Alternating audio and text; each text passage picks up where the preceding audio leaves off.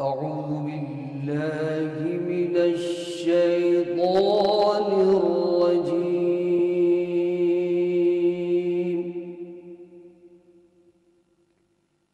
بسم الله الرحمن الرحيم. الحمد لله وكفى وسلام على عباده الذين اصطفى أما بعد. أعوذ بالله من الشيطان الرجيم. بسم الله الرحمن الرحيم. ومن آياته أن خلق لكم من أنفسكم أزواجا لتسكنوا إليها وجعل بينكم مودة ورحمة. وقال صلى الله عليه وآله وسلم: الدنيا كلها متاع وخير متاع الدنيا المرأة الصالحة، أو كما قال صلى الله عليه وآله وسلم: سبحان ربك رب العزة عما يصفون وسلام على المرسلين والحمد لله رب العالمين. اللهم صل على سيدنا محمد وعلى آل سيدنا محمد وبارك وسلم. اللهم صل على سيدنا محمد وعلى آل سيدنا محمد وبارك وسلم. اللهم صل على سيدنا محمد وعلى آل سيدنا محمد وبارك وسلم.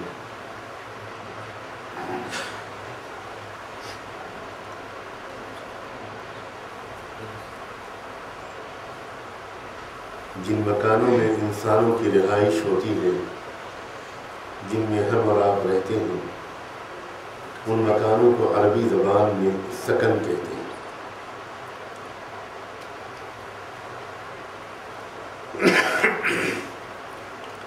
سکن کا لفظ عربی کے مادے سکون سے نکلا ہے۔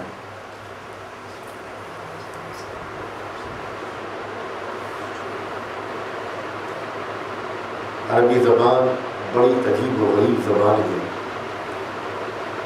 اس کے ایک ایک لفظ کے حرفوں میں اس لفظ کے معانی کی طرف اشارہ ہوتا ہے۔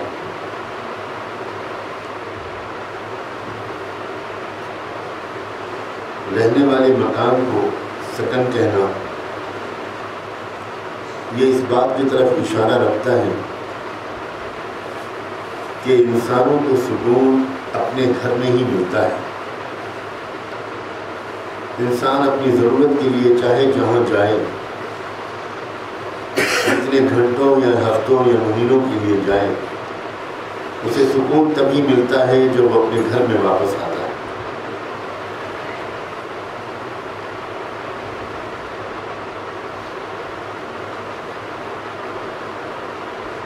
ایک غریب انسان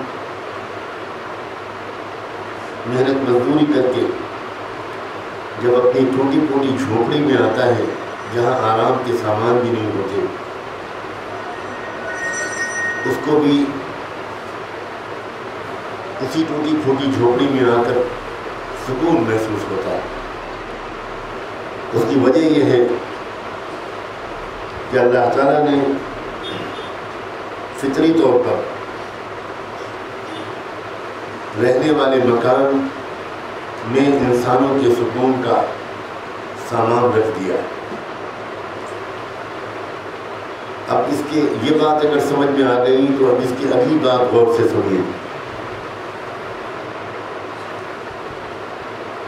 قرآن مجید میں ایک اور آیت میں ایک اور بہت اہم حقیقت کی طرف اشارہ کیا ہے جس کا تعلق آپ سے، عورتوں سے۔ قرآن میں اللہ تعالیٰ نے مردوں کو مخاطب کرتے ہوئے یہ فرمایا کہ اللہ کی نعمتوں اور نشانیوں میں سے ایک یہ بھی ہے کہ اس نے تمہارے لیے تمہارے ہی اندر سے تمہارے جوڑے، تمہاری بیویاں بنائیں، لِتَسْكُنُوا إِلَيْهَا، تاکہ تم کو ان کے ذریعے سکون ملے۔ اب ذرا دونوں آیتوں کو، دونوں باتوں کو جوڑیے۔ سکون کا تعلق گھر سے ہے، اور سکون کا سرچشمہ عورت کی ذات ہے۔ جس گھر میں ایک ایسی عورت ہو جس کا چہرہ ہنستا مسکراتا ہو،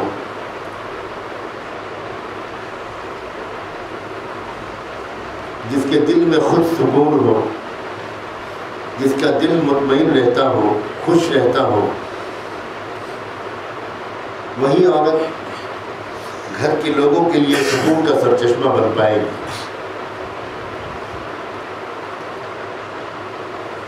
اگر عورت کا دل خود مطمئن نہیں ہے، عورت خوش نہیں رہتی، مزاج میں چڑچڑاپن ہے، شکوہ شکایت ہے، غصہ گرمی ہے، ذرا سی بات پر جھگڑنے کا مزاج ہے، ناراض ہو جانے کا، روٹھ جانے کا مزاج ہے، خفا ہو جانے، رشتہ توڑ لینے کا مزاج ہے، تو چاہے اس گھر میں آرام کے سارے سامان ہوں، وہ شاندار بلڈنگ ہو، ہر کمرہ ایئر کنڈیشن ہو، بہترین کراکری ہو، بہترین فرنیچر ہو، سب کچھ کے باوجود اس گھر کے لوگوں کو سکون سے محرومی رہے گی، کیونکہ سکون کا تعلق فرنیچر سے نہیں ہے، سکون کا تعلق کراکری سے نہیں ہے، سکون کا تعلق ایئر کنڈیشن سے نہیں ہے۔ بے شک یہ سب کی نعمتیں ہیں، لیکن قلب کے سکون کا تعلق تو کسی اور ہستی سے ہے، اور وہ ہیں آپ۔ آج کی اس مجلس میں یا آج اس کوشش کرے گا کہ آپ کو آپ کی اہمیت بتائی جائے، آپ کو آپ کا مقام سمجھایا جائے۔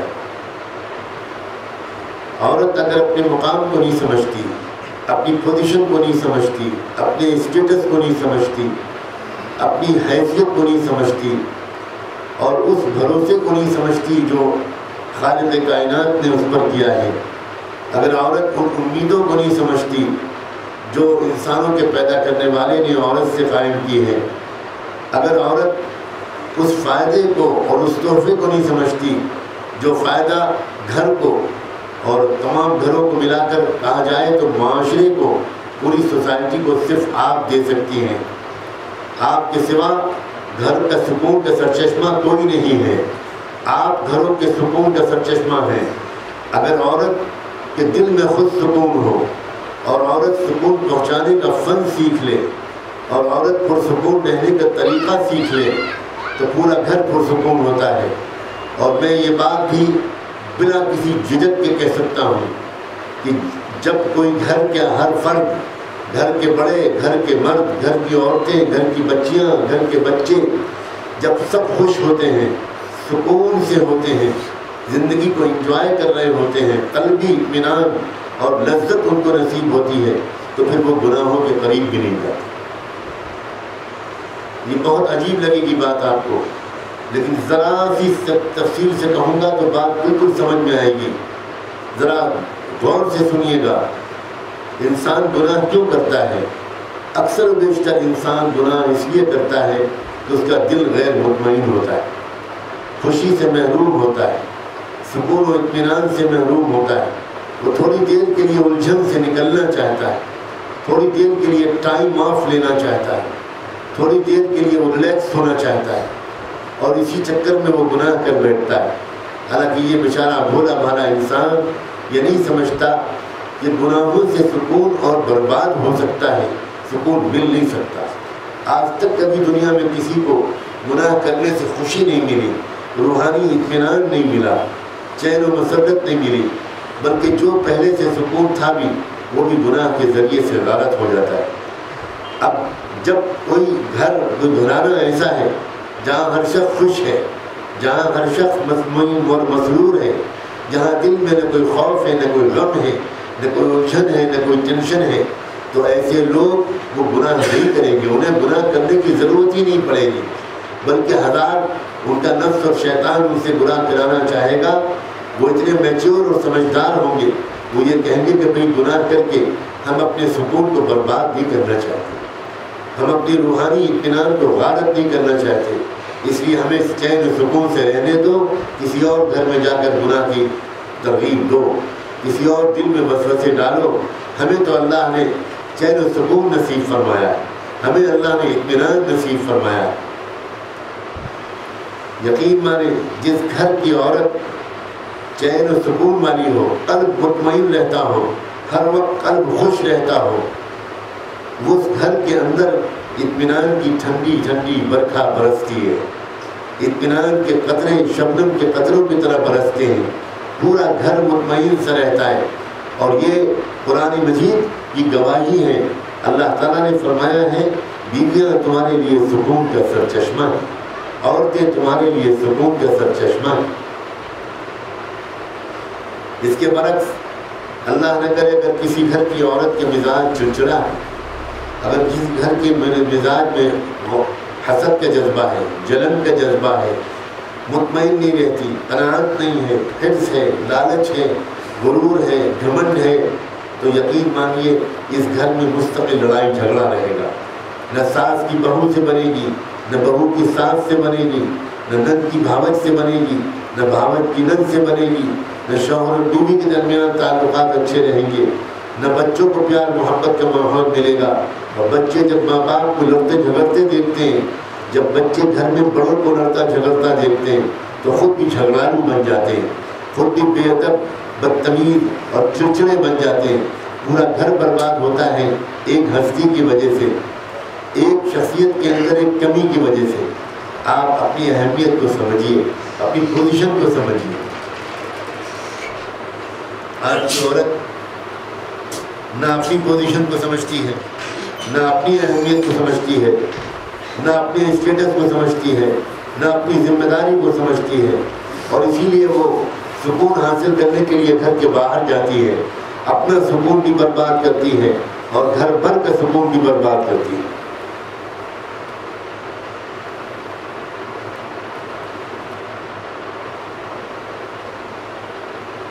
ذرا سوچئے، آج کی عورت یہ سمجھتی ہے آج کے مردوں کی طرح کہ میرے پاس زیادہ سے زیادہ زیورات ہوں گے، میرے پاس جویلری باکسز بھرے ہوئے ہوں گے، میچنگ سوٹ سے میری الماری بھری ہوئی ہوگی، میرے پاس قسم قسم کے سامان ہوں گے، بہت شاندار فرنیچر میرے گھر میں ہوگا، کئی کئی کاریں میرے گھر میں کھڑی ہوں گی، تو میرا گھر خوشیوں سے بھر جائے گا۔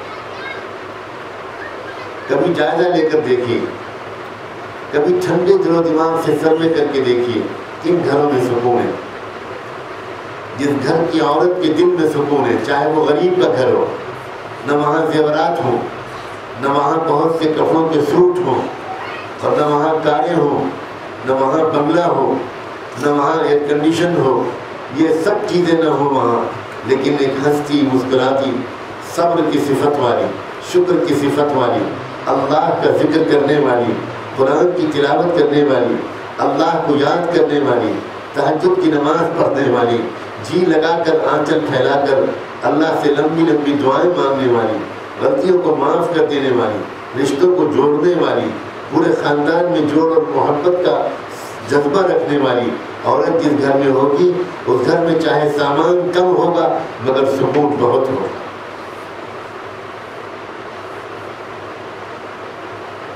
اب آپ کے دل میں ایک سوال پیدا ہو رہا ہوگا کہ بڑی اہم بات ہم کو معلوم ہوئی، اب یہ بھی تو بتائیے کہ ہمارے دل میں سکون و اطمینان کیسے آئے، کیسے ہم ہر وقت خوش رہیں۔ بے شک یہ بہت اہم سوال ہے اور آپ کا حق ہے کہ آپ یہ سوال پوچھیں، اور ہم جیسے طالب علموں کا فرض ہے کہ قرآن اور حدیث کی روشنی میں، تجربات کی روشنی میں، مشاہدات اور آبزرویشنز کی روشنی میں، فطرت پر غور کرنے کی روشنی میں جو کچھ سمجھ میں آیا ہے، زندگی بھر کے تجربوں اور مطالعے کا نچوڑ اپنی عزیز بچیوں اور بہنوں کی خدمت میں پیش کرو۔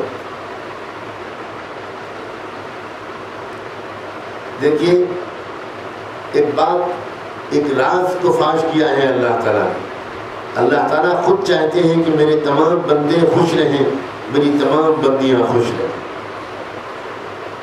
جس طرح ہر ماں باپ یہ چاہتے ہیں کہ میرے سب بچے بچیاں خوش رہیں، یہ ماں باپ ہی جانتے ہیں کہ بچوں کی خوشیوں کا اور بچوں کے دکھوں کا ماں باپ کے دل پر کیا اثر پڑتا ہے۔ اولاد جب تک خود ماں باپ نہیں بن جاتی، اولاد کو اس بات کا احساس عام طور پر نہیں ہوتا کہ ہمارے ماں باپ کو ہماری کتنی فکر ہے۔ ماں باپ اپنا دکھ سہ لیتے ہیں لیکن بچوں کا دکھ نہیں سہا جاتا۔ ایک بچی بڑی ہونے لگتی ہے اور ماں باپ کی فکر بڑھنے لگتی ہے، اب ان کی دعا ہوتی ہے کہ اللہ ہماری بچی کو ایسی سسرال دے جہاں ہماری بچی خوش رہے۔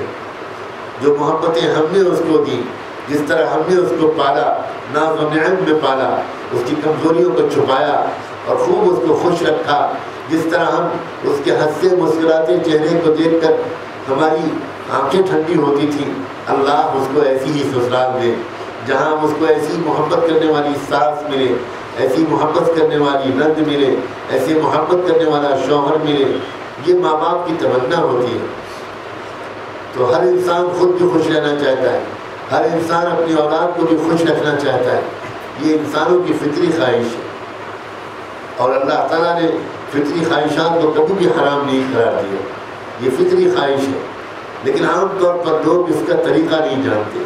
اللہ نے اپنے بندوں اور بندیوں کو، کیونکہ اللہ سچے دل سے اپنے تمام بندوں اور بندیوں کو خوش دیکھنا چاہتے ہیں، اس لیے اللہ نے قرآن مجید میں اپنے بندوں اور بندیوں کو خوش رہنے کا نسخہ بتایا، صاف صاف ان سے فرمایا ہے کہ دیکھو 2 باتیں اختیار کر لو اپنے اندر، ایک تو تقوی اختیار کر لو، گناہوں سے اپنے آپ کو بچانے لگو، گناہ سے دور رہو۔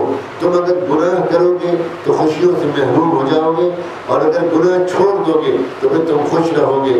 اللہ نے صاف فرمایا الا ان اولیاء اللہ لا خوف علیہم ولا هم يحزنون الذین آمنوا وكانوا يتقون۔ فرمایا میرے دوست جو بن جاتے ہیں، جو لوگ میرے دوست بن جاتے ہیں، ان کا دل خوف اور غم ہر چیز سے بالکل پاک رہتا ہے، نہ اندیشے مستقبل کے، نہ بے اطمینانی، نہ بے اعتمادی، اور نہ خوف اور نہ غم، کچھ نہیں رہتا دل دماغ میں۔ ایک مستی کی کیفیت، ایک سرور اور سرشاری کی کیفیت رہتی ہے۔ کن بندوں کو رہتی ہے؟ جن کے دل میں مجھ پر یقین ہوتا ہے اور جن کے مزاج میں تقویٰ ہوتا ہے، جن کی سیرت میں گناہوں سے بچنے کا اہتمام ہوتا ہے، وہ حد تر امکان اس کی کوشش کرتے ہیں کہ ان سے کوئی گناہ سرزد نہ ہو۔ تو ایک ہے ایمان اور دوسرے ہے تقویٰ، اور ایک اور چیز ہے اللہ تعالیٰ نے قرآن ہی میں بتائی ہے جس کی وجہ سے دلوں میں اطمینان کی ٹھنڈک اترتی ہے۔ فرمایا الا بذکر اللہ تطمئن القلوب، الا بذکر اللہ تطمئن القلوب۔ کان کھول کے سنو میرے بندوں، میری بندیوں، توجہ سے سنو، تمہارے کام کی بات ہے، غور سے سنو، دھیان سے سنو۔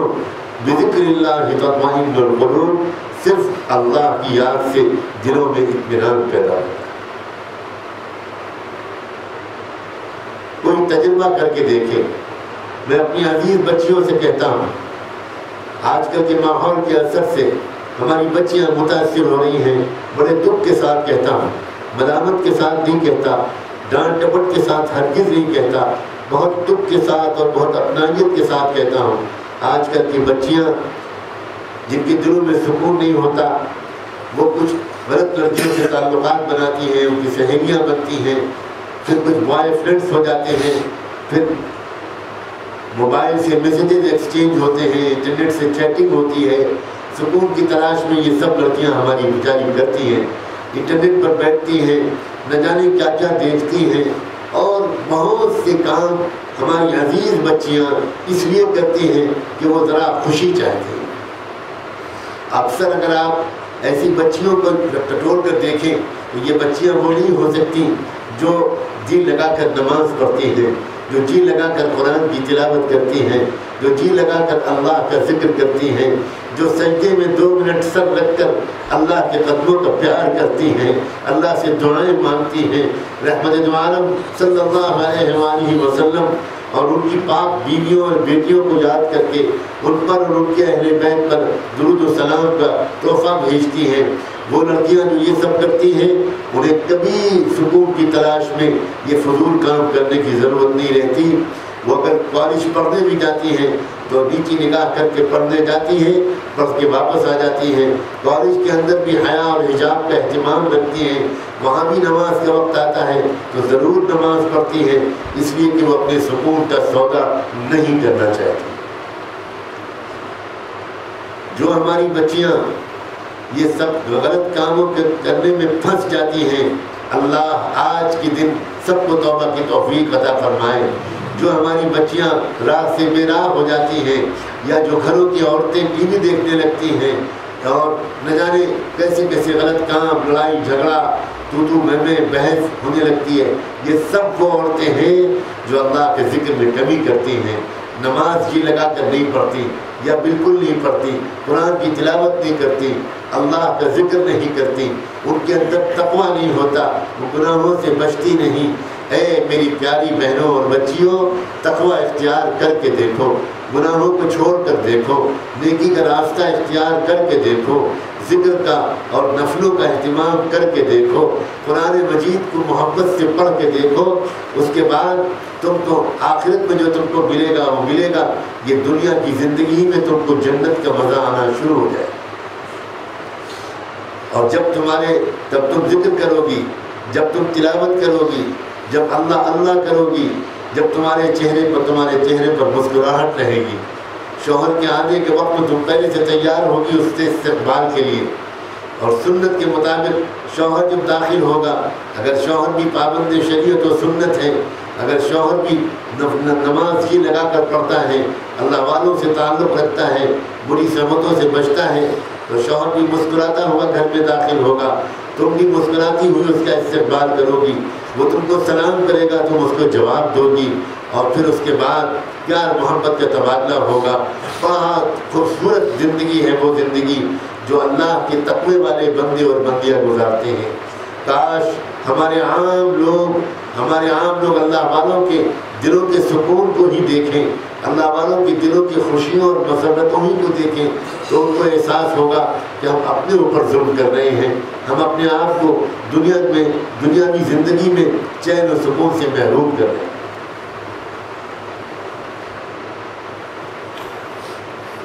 اللہ تعالیٰ نے قرآن مجید میں یہ بھی فرما دیا ہے کہ جو مرد یا عورت میرا ذکر نہیں کرے گا، جو میری یاد سے غافل ہوگا، جو میری یاد سے اعراض برتے گا، اس کو دنیا میں ایک الجھنوں بھری زندگی میں دوں گا۔ الجھنوں بھری زندگی ہوگی، پریشانیوں اور بے چینی اور بے قراری والی زندگی ہوگی۔ آج کی دنیا میں یہ منظر بالکل دیکھنے میں عام ہے۔ چیزیں بہتر ہو گئیں، مکانات بہتر ہو گئے، بستر بہتر ہو گئے، پردے اور صوفے بہتر ہو گئے، برتن بہتر ہو گئے، جوتے چپل اور موزے بھی بہتر ہو گئے، ہماری سواریاں بھی بہتر ہو گئیں، لیکن سکون سے زندگیاں محروم ہو گئیں۔ پہلے چیزیں کم تھیں، مکانات سادہ اور کچے تھے اور چھوٹے تھے، سواریاں بھی معمولی تھیں، یہ چیزیں سب بہت کم تھیں، لیکن دلوں میں چین تھا، دلوں میں خوشی اور مسرت تھی۔ من اعرض عن ذکری فإن له معیشۃ ضنکا، اللہ تعالیٰ نے قرآن مجید میں صاف فرمایا ہے، آخرت کی سزا کا تذکرہ بعد میں کیا ہے، دنیا کی سزا کا تذکرہ پہلے کیا ہے۔ اگر آپ نیک بنو گی، اگر آپ گناہوں کی زندگی چھوڑ دو گی، کسی طرح کا کوئی گناہ نہیں، اور نیکیوں سے آباد زندگی گزارو گی، بھاگ بھاگ کر نمازیں پڑھو گی، جنا سبق ملا بیچ میں، بجائے اس کے کہ آپ خالی ٹی وی دیکھنے لگو اور ادھر ادھر کی باتیں کرنے لگو، غیبتیں کرنے لگو، ذرا سبق ملا، آپ نے قرآن کھولا اور پڑھنے بیٹھ گئی، آپ نے جانماز بچھائی، کہا ذرا سا وقت ہے میرے پاس، ابھی تو عصر کی اذان میں دیر ہے، ابھی عصر کا وقت شروع نہیں ہوا، لاؤ 2 رکعت نفل پڑھ لوں، اللہ سے میں معافی مانگ لوں، میں صلاۃ التوبہ پڑھ لوں، میں اللہ سے اپنی لو لگا لوں، لاؤ میں ایک تسبیح درود شریف کی پڑھ کر اپنا تعلق رحمت کار دو عالم صلی اللہ علیہ وآلہ وسلم سے جوڑ لوں۔ ذرا نظر ڈالیے صحابہ کرام کے گھروں پر، میری عزیز بچیوں، میری بہنوں، تھوڑی دیر کے لیے ذرا مدینے کے معاشرے کو جھانک کے دیکھو صحابہ کرام کے گھروں کو۔ ان کے گھروں میں وہ بستر نہیں تھے جو تمہارے گھروں میں ہیں، ان کے گھروں میں کھانے پینے کے وہ سامان نہیں تھے جو ہمارے گھروں میں ہیں، ان کے گھروں میں وہ کچھ نہیں تھا جو آج ہمارے گھروں میں ہے۔ لیکن ذرا کلیجے پر ہاتھ رکھ کر سوچ کر بتاؤ، کیا صحابہ کرام کے گھروں میں خوشیاں زیادہ تھیں یا ہمارے گھروں میں خوشیاں زیادہ ہیں؟ غریب لوگ تھے، کئی کئی وقت کے فاقے میں ہو جاتے تھے۔ وہ صحابی جن کے گھروں میں دونوں تینوں وقت کا باقاعدہ کھانا ناشتہ ہو، ایک صحابی بھی شاید ایسا نہیں ہوگا۔ بہت غربت تھی، بہت سادگی تھی، مگر اس کے باوجود ان کے گھروں میں کیا ماحول تھا؟ ہنسیوں کا، مسکراہٹوں کا ماحول تھا، خوشیوں کا ماحول تھا، پیار و محبت کا ماحول تھا۔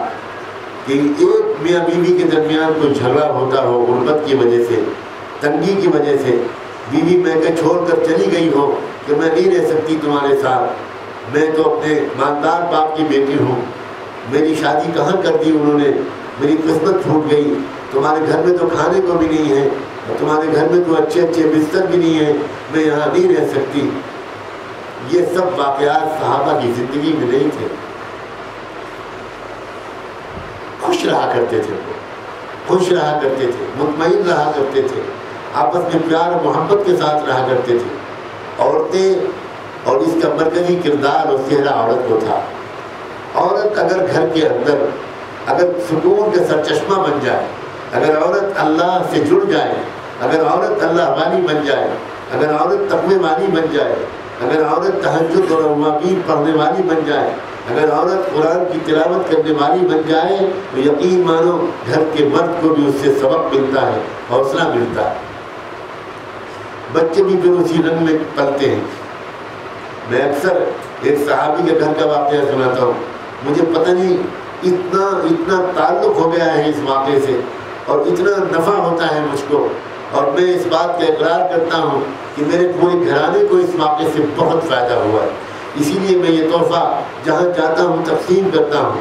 خاص طور پر اس کا تعلق عورتوں سے ہے، تو عورتوں کے اجتماع میں تو ضروری اس کو بیان کرنے کی کوشش کرتا ہوں۔ کل بھی میں نے واقعہ سنایا تھا، ایک نشست میں ایک شوہر تھے، وہ مزدوری کرتے تھے صحابہ کے نام کی۔ ایک صحابی تھے بہت غریب، مزدوری کر کے اپنا اور اپنی بیوی کا پیٹ پالتے تھے۔ ایک دن کام کی تلاش میں نکلے، دن بھر کام تلاش کیا، کوئی کام نہیں ملا،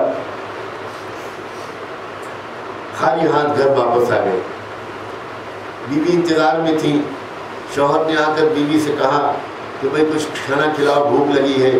تو بیوی نے کہا کہ میں تو آپ کو کل بتا چکی تھی کہ گھر میں ایک دانہ بھی نہیں بچا ہے، میں تو انتظار میں تھی کہ آج آپ نکلے ہیں، کچھ کام ملے گا، کچھ مزدوری ملے گی، آپ کچھ لے کر آئیں گے، میں پکاؤں گی، آپ کو بھی کھلاؤں گی، خود بھی کھاؤں گی۔ شوہر نے بڑے اداسی اور شرمندگی کے ساتھ کہا کہ میں نے دن بھر کام تلاش کیا مگر آج کام ملا ہی نہیں، میں تو خالی ہاتھ آ گیا، کچھ بھی نہیں ہے میرے پاس۔ بیوی نے دیکھا کہ شوہر کے چہرے پر یہ سب کہتے ہوئے بڑی شرمندگی اور اداسی ہے، تو بیوی نے اپنے شوہر کا حوصلہ بڑھاتے ہوئے کہا کہ آپ فکر نہ کریں، ایک بات سوچیں میرے سرتاج، اللہ روزانہ ہم لوگ کھانا کھا کر اپنی مرضی کے مطابق پیٹ بھر کے سوتے ہیں، آج کے دن اللہ نے میرے اور آپ کے لیے یہ طے فرما رکھا ہے کہ آج ہم اور آپ اس کی مرضی کے مطابق بھوکے سو جائیں۔ تو میرے سرتاج، ایمان اسی کا تو نام ہے کہ اللہ کی مرضی کو قبول کر لیں، اسی کو پسند کر لیں، اس کے سامنے سر جھکا دیں، اس پر راضی ہو جائیں، زیادہ فکر نہ کیجیے، آپ ہمت نہ ہاریے، ہم لوگ اللہ کی مرضی پر خوشی خوشی آج سوتے ہیں، اللہ ہم سے راضی ہو جائے گا۔ شوہر کی جان میں جان آئی، شوہر کی جان میں جان آئی۔ یہ تو عورتوں کو سمجھنا چاہیے کہ عورت کے منہ سے نکلنے والا ایک پازیٹیو جملہ، ایک مثبت جملہ مردوں کو وہ حوصلہ دیتا ہے جو بڑے بڑے بیان کرنے والوں کو بیان سے نہیں ملتا۔ اپنی پوزیشن کو سمجھو اللہ کی بندیوں، آپ کا ایک جملہ دل توڑ دیتا ہے، آپ کا ایک جملہ دلوں کو جوڑ دیتا ہے، آپ کا ایک جملہ ہمتوں کو پست کر دیتا ہے، آپ کا ایک جملہ ہمتوں کو بلند کر دیتا ہے۔ اس بیوی نے جب یہ کہا تو شوہر کی ہمت بڑھ گئی اور دونوں نے اللہ کی مرضی کے مطابق خوشی خوشی رات گزار دی۔ صبح کو پھر کام کی تلاش میں نکلے، دوسرے دن پھر کام کی تلاش میں نکلے۔ بیوی نے دروازے تک آ کر سنت کے مطابق مسکراتے ہوئے اور فی امان اللہ کہتے ہوئے رخصت کیا۔ اور سے سنو اللہ کی بندیوں، سنت یہ ہے کہ جب گھر کے مرد باہر نکلیں تو گھر کی عورتوں کو، ماں کو، بیوی کو، خاص طور پر بیوی کو بچیوں کو دروازے تک آ کر رخصت کرنا چاہیے اور مسکراتے ہوئے اور فی امان اللہ کہتے ہوئے رخصت کرنا چاہیے۔ یہ اسلامی تہذیب کا حصہ ہے، یہ سکھایا ہے محمد الرسول اللہ صلی اللہ علیہ وآلہ وسلم۔ اسی سنت کے مطابق بیوی نے دوسرے دن اپنے شوہر کو رخصت کیا۔ شوہر نکلے، کام تلاش کرتے رہے، لیکن اللہ کی مرضی دوسرے دن بھی انہیں کوئی کام نہیں ملا اور خالی ہاتھ گھر واپس آ گئے۔ پھر دوسرے دن وہی ہوا، بیوی اور میاں کے درمیان محبت بھری باتیں ہوئیں، ایمانی باتیں ہوئیں، ایک دوسرے کی ہمت کو بڑھایا گیا اور اللہ کے فیصلے کے سامنے سر جھکا کر پھر سو گئے۔ میرے لیے کہہ دینا بہت آسان ہے بچیوں، اور سن لینا تمہارے لیے بہت آسان ہے، لیکن ذرا سوچو کہ 2 دن 2 راتوں کا فاقہ برداشت کرنا کوئی آسان کام؟ ہماری تو چائے اگر آدھا گھنٹہ لیٹ ہو جاتی ہے تو ہمارے سروں میں درد ہو جاتا ہے۔ تیسری صبح کو پھر وہ شوہر نکلے تیار ہو کر کام کے لیے، پھر دروازے تک آ کر بیوی نے مسکراتے ہوئے اور فی امان اللہ کہتے ہوئے رخصت کیا۔ شوہر نکل گئے گھر سے، لیکن آج ایک نئی بات یہ ہوئی کہ چند قدم چلے تھے کہ بیوی کو کچھ یاد آیا اور بیوی نے واپس بلایا، ان کو پکار کر کہا 1 منٹ ذرا بات سنیے۔ آئے واپس، کیا بات ہے، خیریت تو؟ ہاں ایک بات کہنا چاہتی تھی، بھول گئی جلدی میں۔ بات یہ تھی کہ میں اتنے دن سے آپ کے ساتھ ہوں اور آپ کے تقوی کی میں سب سے بڑی گواہ ہوں۔ میں جانتی ہوں کہ آپ اپنے لیے کوئی غلط کام نہیں کریں گے، لیکن مجھ سے آپ کو جو محبت ہے اور میرا آپ جتنا خیال رکھتے ہیں اس کی وجہ سے مجھے ڈر ہے، تھوڑا سا ڈر ہے کہ کہیں آپ آج بھی اگر آپ کو کوئی کام نہ ملا تو میرے خیال سے، میری وجہ سے کہیں آپ کوئی حرام لقمہ لے کر نہ آ جائیں۔ خدا کے لیے اگر آج بھی آپ کو کام نہ ملے تو خالی ہاتھ واپس آ جائیے گا، کوئی حرام لقمہ لے کر مت آئیے۔ سلام ہو اس اللہ کی بندی پر، سلام ہو اس کے تقوی پر، اس کی وفا پر، اس کے حوصلے اور اس کی ہمت پر۔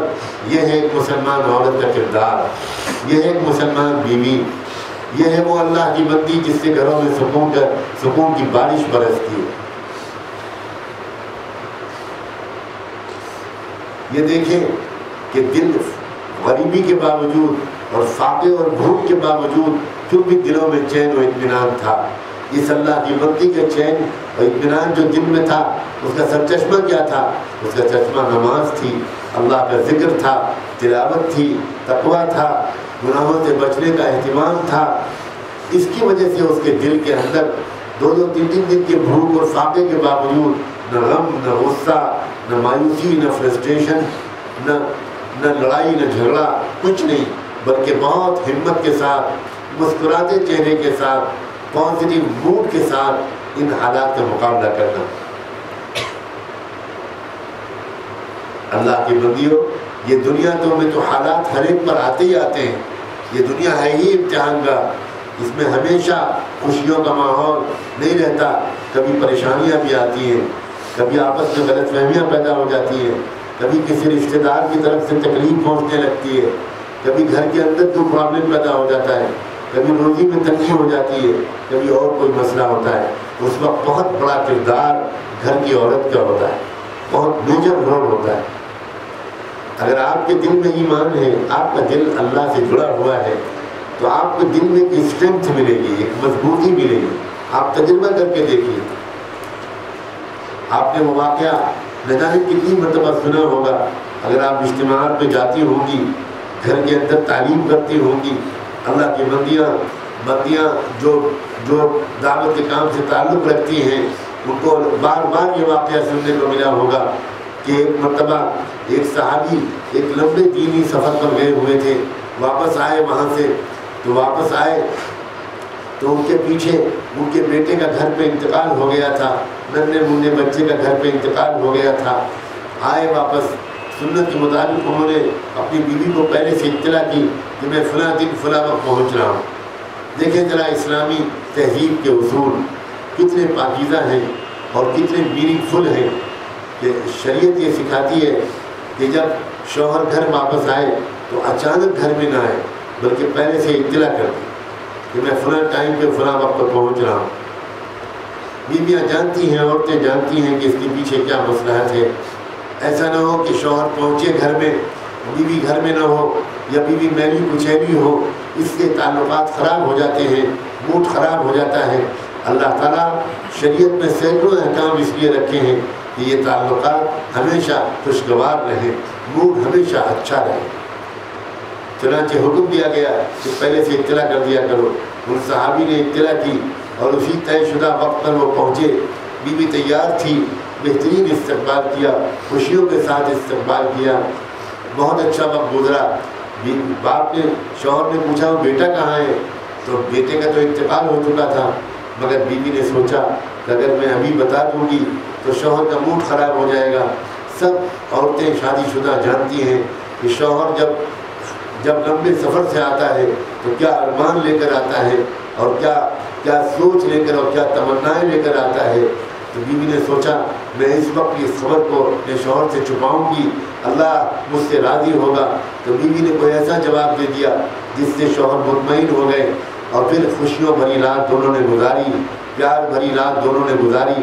اور پھر اس کے بعد جب صبح ہونے لگی تو پھر بیوی نے اپنے شوہر سے پوچھا ایک مسئلہ بتائیے، اگر کوئی امانت رکھوائے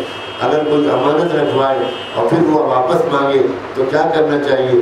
شوہر نے کہا ارے بھائی اس میں کیا پوچھنے کی بات ہے، امانت تو اصل میں واپس رکھنے کے لیے ہوتی ہے، واپس دینے کے لیے ہوتی ہے۔ اگر کوئی امانت مانگے تو ضرور واپس کر دینا چاہیے، فوراً واپس کر دینا چاہیے۔ تب بیوی نے کہا شوہر سے میرے سرتاج، اصل میں بتانا یہ تھا کہ اللہ نے ہمیں اور آپ کو جو بیٹے کی شکل میں امانت دی ہوئی تھی، امانت کے طور پر بیٹا دیا ہوا تھا، اللہ نے آپ کے پیچھے وہ امانت واپس لی۔ اللہ اکبر و کبیرہ۔ مائیں ذرا سوچیں، کیا ماؤں کے لیے یہ کرنا آسان ہے؟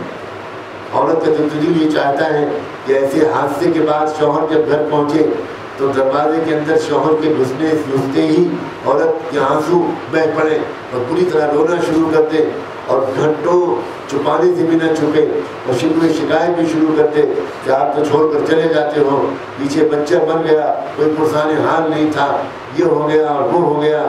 عجیب انداز سے ہماری عورتیں باتیں کرتی ہیں، اور یہ اس بات کی دلیل ہے کہ ان کی تربیت نہیں ہوئی ہے، انہوں کا تعلق اللہ سے جڑا ہوا نہیں ہے، انہوں نے اخلاق نہیں سیکھے، انہوں نے تقویٰ نہیں سیکھا، انہوں نے حوصلہ اور ہمت کا بڑھانا نہیں سیکھا۔ یہ بہت بڑی کمی ہوتی ہے۔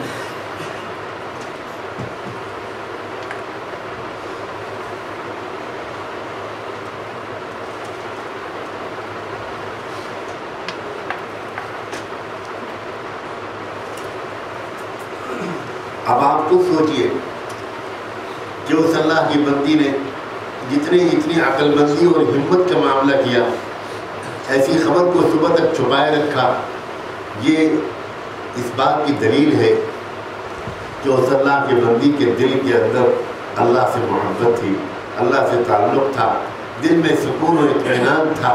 اسی وجہ سے وہ اتنے بڑے غم کو اس طرح برداشت کرنے میں کامیاب ہوئی۔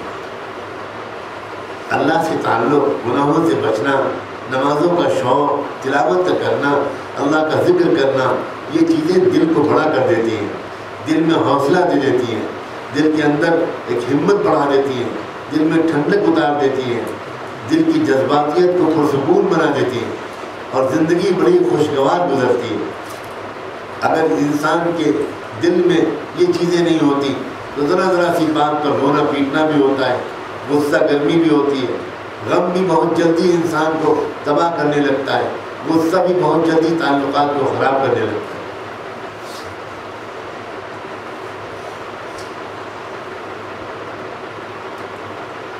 اب یہ چیزیں جو ہیں، یہ چیزیں آج کے معاشرے میں، میری بچیوں، میری بہنوں، آج کے معاشرے میں آپ خود سوچو کتنی عورتوں کے پاس ہے، کتنی عورتیں ہیں جن کا تعلق اللہ سے اس طرح کا ہے۔ ہمارے گھروں کی عورتیں تو الٹی سیدھی بس نماز پڑھ لیتی ہیں، بغیر دھیان والی، بغیر جی لگانے والی، بہت لیٹ کر کے نمازیں بہت سی قضا بھی کر کے، اور سمجھتی ہیں کہ ہم بہت دیندار ہو گئے۔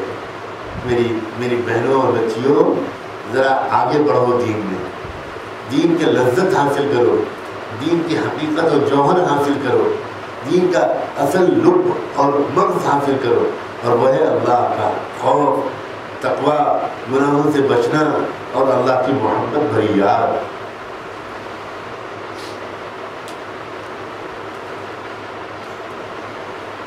جب ایک عورت اللہ کے قریب ہوتی ہے تو وہ بہترین بیوی ثابت ہوتی ہے۔ اللہ تعالیٰ نے اپنی بندیوں کے لیے بڑا آسان کیا ہوا ہے۔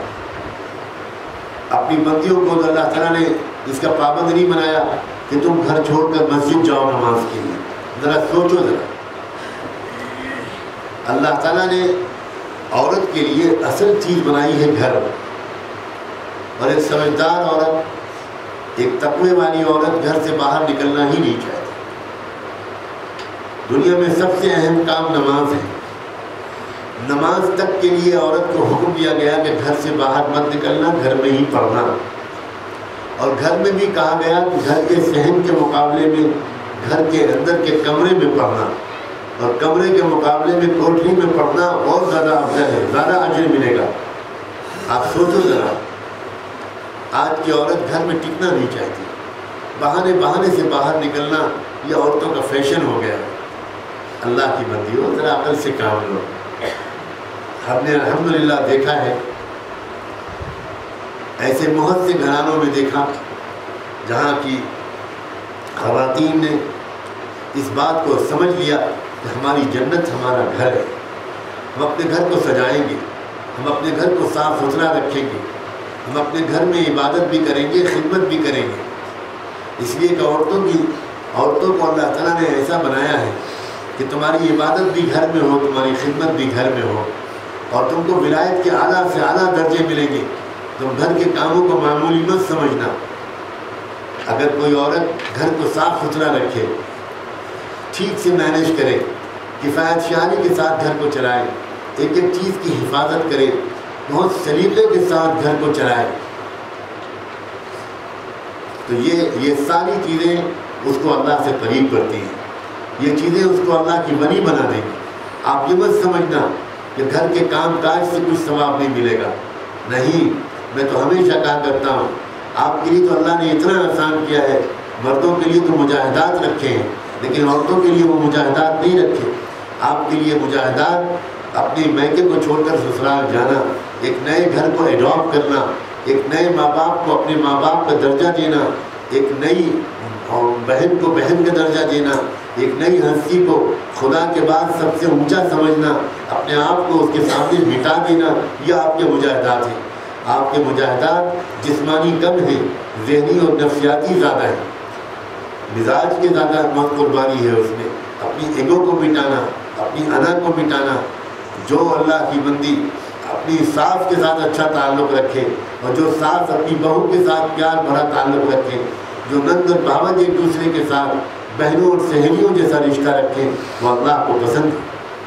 اور اگر وہ صحیح نیت کے ساتھ ایسے تعلقات مینٹین کریں گی تو میں یہ بھی کہنے کو تیار ہوں کہ اسی کے بدلے اللہ ان کی مغفرت فرما سکتا ہے۔ اپنے گھر کو ایک جنت کا نمونہ بناؤ، ایک باغیچہ بناؤ، چھوٹا سا گھر ہو، سادہ سا گھر ہو، ٹوٹا سا گھر ہو، کرایہ کا گھر ہو، جھوپڑی ہو چاہے، لیکن اس گھر سے پیار کرو۔ عورت کو چاہیے کہ وہ گھر سے باہر نکلنے کی جلدی نہ کرے۔ میری بہنوں، میری بچیوں، گھر کے باہر جب سے عورت نکلی ہے دنیا تباہ ہوتی جا رہی ہے، گھروں کے تعلقات خراب ہو رہے ہیں، کردار گندے ہو رہے ہیں، نظریں ناپاک ہو رہی ہیں۔ عجیب و غریب بات ہے۔ اللہ تعالیٰ نے ایک سسٹم بنایا ہے، ایک نیچرل سسٹم ہے۔ گھر کے باہر کی دنیا کے لیے اللہ نے مردوں کو ڈیوٹی لگا دی، اور ایسی سخت ڈیوٹی لگا دی کہ تمہیں کام کرنا ہے۔ باپ کی حیثیت سے بیٹی کا خرچہ تمہارے ذمے ہے، شوہر کی حیثیت سے بیوی کا خرچہ تمہارے ذمے ہے، بہن کی حیثیت سے بہن کا خرچہ تمہارے ذمے ہے، بھائی تمہارے ذمے ہے، اور ماں کی حیثیت سے ماں کا خرچہ بیٹے کے ذمے ہے۔ عورتوں کے ذمے کسی بھی حیثیت میں نہیں ہے جو گھر سے باہر نکلیں، ان کو اپنے گھر میں چین ملنا چاہیے۔ آج چونکہ ذکر سے مناسبت نہیں، تلاوت سے مناسبت نہیں، نمازوں سے تعلق نہیں ہے، جانماز سے طبیعت بھاگتی ہے، اللہ سے تعلق نہیں ہے، تو گھر میں کیا کریں؟ باہر نکلیں، شاپنگ کرنے جائیں، گھومنے جائیں، ادھر جائیں ادھر جائیں، بلا کسی سبب کے اکثر عورتیں جو باہر نظر آتی ہیں بہت ہی کم شرعی سبب کیسے وہ باہر نکلتی ہیں، اکثر و بیشتر یہ مسئلہ بھی نہیں پوچھتی، جانتی بھی نہیں، ان کو اس کا دھیان بھی نہیں ہوتا کہ نکلنا میرے لیے اس مقصد سے جائز بھی ہے کہ نہیں۔ یہ قید نہیں ہے، یہ قید نہیں ہے، دراصل آپ گھر کی رانی ہیں، آپ گھر کی ملکہ ہیں، اپنے مقام کو سمجھو، اپنی حیثیت کو سمجھو۔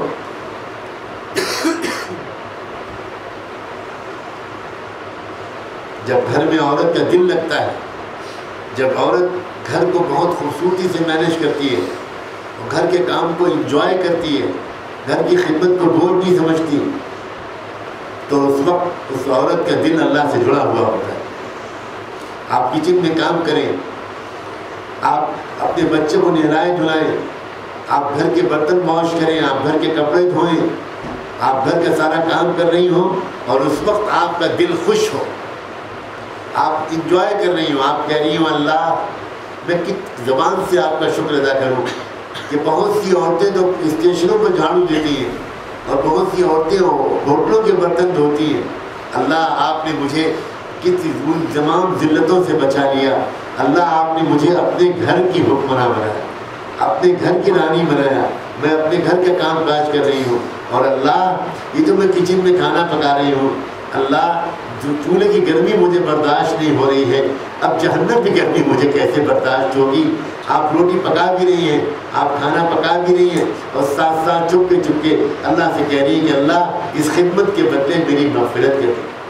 وہ پیارے رب آپ تو ایک کتے کے پلے کو پانی پلا دینے پر زندگی بھر کے گنہگار کی مغفرت کر چکے ہیں، میں تو آپ کے نیک بندوں کی خدمت کے لیے کھانا پکا رہی ہوں، میں اپنے بچوں کے لیے، اپنے شوہر کے لیے، اپنے ساس و سسر کے لیے میں ان کے لیے کھانا پکا رہی ہوں، میرے اللہ اس خدمت کو قبول کر کے میری بھی مغفرت کر دیں۔ آپ کچن سے باہر نکلیں گی، دنیا گھر والے تو صرف یہی دیکھیں گے کہ آپ کھانا پکا کے باہر نکلی ہیں، لیکن اللہ دیکھ رہا ہوگا کہ نہیں میرے بندو تم نہیں جانتے میری بندی جو کچن سے نکلی ہے یہ تمہارے لیے کھانا پکا کے بھی نکلی ہے اور مجھ سے ولایت کے تعلق جوڑ کے بھی نکلی ہے، مغفرت کا فیصلہ کروا کے بھی نکلی ہے۔ رشک آتا ہے آپ کی قسمت پر، آپ کے ذمے نہ جہاد ہے، نہ اللہ کے راستے میں نکلنا ہے، نہ بڑے بڑے مجاہدے ہیں، آپ کے ذمے ایک بہت اچھی تربیت کرنا ہے اپنے بچوں کی، دل موہ لینا ہے اپنے شوہر کا، خدمت کرنی ہے اپنے گھر کے تمام لوگوں کی، اور اسی پر آپ کو اعلیٰ سے اعلیٰ درجے ملے، اعلیٰ سے اعلیٰ درجے ملے۔ ایک حدیث میں رسول پاک صلی اللہ علیہ وسلم نے عجیب و غریب بات ارشاد فرمائی، فرمایا ایما امرأة صلت خمسها وصامت شهرها واطاعت بعلها دخلت الجنہ۔ فرمایا ہر عورت جو نماز کی پابندی کر لے اور روزے کی پابندی کر لے اور جو اپنے شوہر کو خوش رکھنے میں کامیاب ہو جائے، اپنے شوہر کی بات کو مانے، اپنی بات پر اصرار نہ کرے، اپنے شوہر کی بات کو مان لے، فرمایا میں ذمہ لیتا ہوں وہ جنت کے جس دروازے سے چاہے گی جنت میں جائے گی۔ صرف دو چیزوں کا ذکر کیا آپ نے ذکر کیا صرف نماز روزے کا اور اپنے شوہر کی فرما برداری کا۔ کیا مطلب؟ یہ دراصل آپ نے فرمایا عورت کے ذمے دو کام ہیں، ایک عبادت ہے اور ایک خدمت ہے۔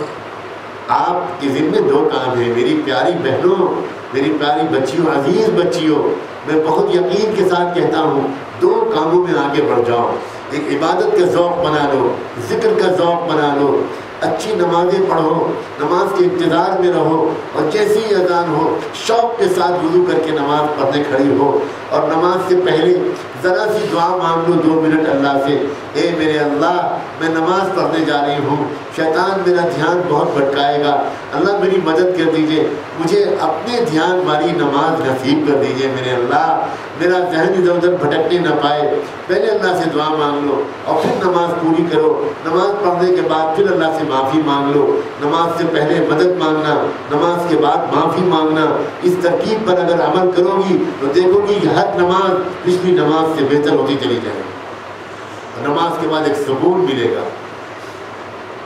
اور نماز عبادات، ذکر کرنا، تلاوت کرنا، درود شریف پڑھنا، اللہ والوں سے بیعت ہونا اور ان سے پوچھنا کہ ہم کس طرح فکر کریں۔ میری بہنوں، میں ایسی سینکڑوں خواتین کو جانتا ہوں، سینکڑوں خواتین کو جانتا ہوں جو ولایت کے اعلیٰ مقام تک پہنچ چکی ہیں، سینکڑوں، بلکہ شاید اس سے بھی زیادہ خواتین کو جانتا ہوں۔ وہ ہاؤس وائف ہیں، کئی بچوں کی ماں ہیں، پوری فیملی چلاتی ہیں، بہترین طریقے سے گھر چلاتی ہیں، اور ساتھ ساتھ اللہ کا ذکر صبح شام کرتی ہیں۔ جب سب لوگ سو رہے ہوتے ہیں، جب سب بچے سو جاتے ہیں تو وہ سونے سے پہلے 2 رکعت 4 رکعت نماز پڑھ کے اللہ سے دعا کر کے اپنے بیڈ پر جاتی ہیں، اور جب سب لوگ صبح کو سو رہے ہوتے ہیں تو اس وقت تہجد میں ایسے کتنے ہی گھر ہیں کہ گھر کے ایک کونے میں باپ تہجد پڑھ رہا ہوتا ہے، گھر کی دوسری کونے میں ماں تہجد پڑھ رہی ہے، اور کبھی کبھی ماں باپ کی سسکیاں نکلتی ہیں دعاؤں میں تو بچہ اٹھ جاتا ہے اور آنکھیں ملتا ہوا ماں کو ڈھونڈتا ہوا ماں کے پاس جا کے بیٹھ جاتا ہے۔ امی آپ کیوں رو رہی ہیں؟ امی کیا بات ہے؟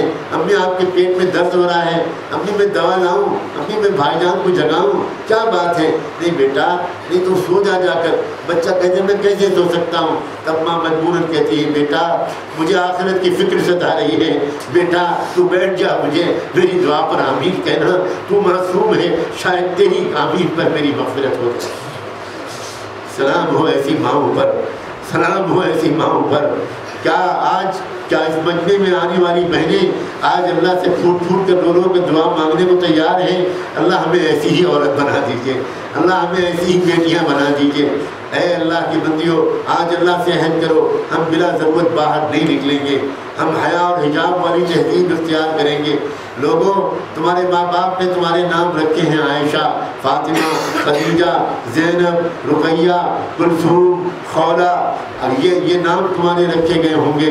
کل قیامت کے میدان میں ایسا نہ ہو کہ حضرت خدیجہ آئے اور تمہارا دامن پکڑیں، حضرت فاطمہ آئے اور تمہارا گریبان پکڑیں اور کہیں کہ میرے نام کے ساتھ ٹی وی دیکھتے ہوئے شرم نہیں آتی تھی، میرے نام کے ساتھ انٹرنیٹ پر چیٹنگ کرتے ہوئے شرم نہیں آتی تھی؟ اگر یہ سارے گناہ کرتے تھے تو ہمارے نام بدل دیے ہوتے۔ تم نے ہمارے ناموں کو بدنام کیا ہے، ہم اللہ کی تمہارے یہاں شکایت کیے بغیر نہیں چھوڑیں۔ آخرت کی منزلوں کو یاد رکھو، کون بچائے گا قبر میں، کون بچائے گا پرصراط پر، کون آ کر وہاں بچائے گا، کیا ہوگا؟ بہت بہت بہت خطرناک منزلیں آنے والی ہیں، بہت خطرناک منزلیں آنے والی ہیں۔ میرے لیے دعا کر دو، سب بچیوں اور بہنوں میرے لیے دعا کر دو، اللہ میری مغفرت کر دے، اللہ میری مغفرت کر دے، اللہ آج ہم سب کی مغفرت کر دے، اللہ ہم سب کو معاف کر دے۔ بہت کٹھن منزلیں ہیں، بہت کٹھن منزلیں۔ جب حضرت عمر رضی اللہ تعالیٰ عنہ کا انتقال ہونے لگا، وہ شہید کیے گئے تھے، اور شہید تو یوں ہی مغفرت والا ہوتا ہے، اور حضرت عمر کے بارے میں کیا کہوں، وہ کون تھے، کس مقام پر تھے۔ اللہ کے رسول نے یہ تک فرما دیا کہ اگر میرے بعد کسی کو نبوت ملنے والی ہوتی تو عمر کو نبوت ملتی، اس میں صلاحیت تھی۔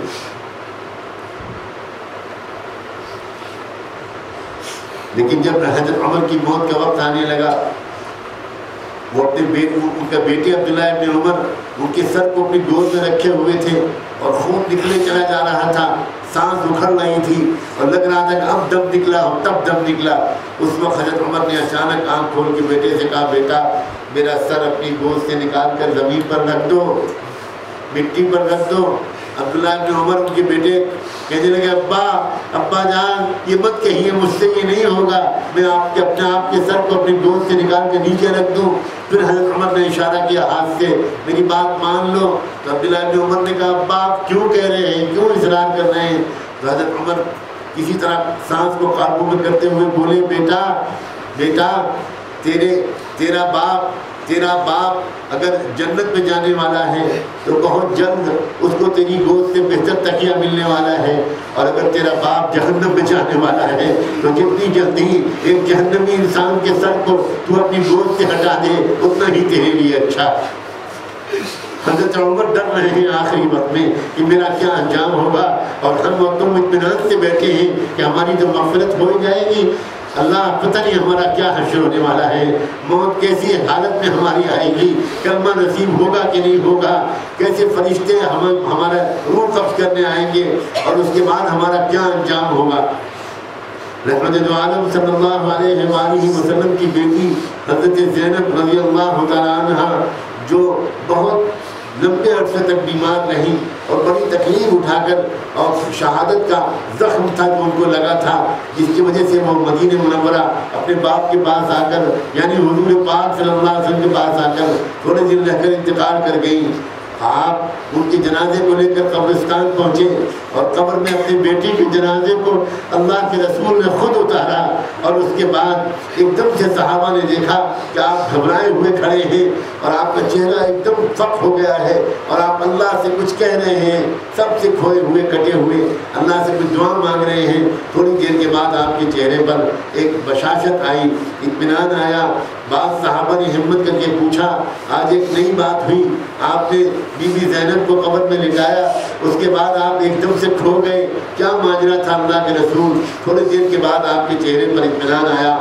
آپ نے فرمایا، مجھے یاد آیا کہ قبر میں جب بھی کوئی مردہ لٹایا جاتا ہے تو پہلے قبر اس کو دباتی ہے، اور آپ نے دونوں ہاتھوں کی انگلیوں کو ایک دوسرے کی انگلیوں میں پیوست کر کے اس کے بعد کہا کہ اس طرح قبر دباتی ہے۔